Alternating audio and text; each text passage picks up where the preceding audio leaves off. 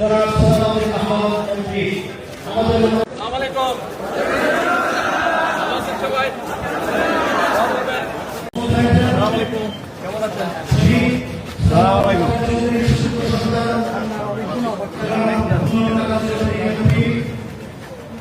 কেমন আছেন? শরীর কেমন আছে?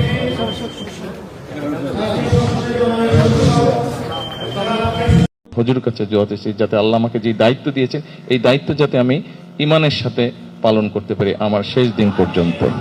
নির্বাচনের আগে আমি হুজুরকে কথা দিয়েছিলাম যে আমি আসব, কিন্তু নির্বাচনের পরে আপনারা দেখেছেন আমরা যখন আল্লাহর রহমতে সরকার গঠন করেছি, সরকার গঠন করার একদিন পরেই রোজা শুরু হয়েছে।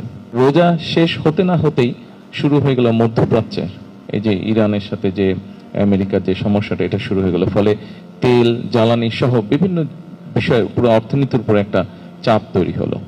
এই বিভিন্ন কারণে বিভিন্ন বিষয়ে দেখভাল করতে গিয়ে আমার আসতে দেরি হয়ে গেছে। তারপরে আমি আল্লাহর কাছে হাজারো শুকরিয়া জানাই যে আজকে আল্লাহ আমাকে সেই রহমত দিয়েছেন, আমি এসে আমার সালামটা হুজুরকে আজকে দিতে পেরেছি।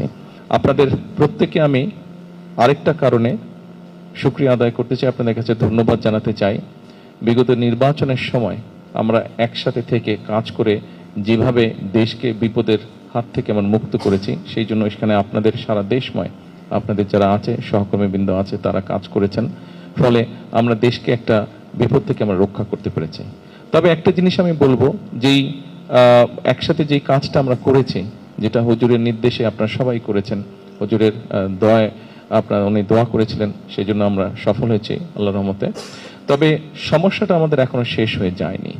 বিগত 17 বছর ফ্যাসিবাদের সময় যেটা হয়েছিল, এই গ্যাস বিদ্যুৎ এগুলো এমনভাবে ব্যক্তি খাতে বা বিদেশিদেরকে দিয়ে দিয়েছে, ফলে দেশের ভিতরে নিজেদের গ্যাস আছে কিনা এটা তারা খুঁজে বের করার চেষ্টা করেনি।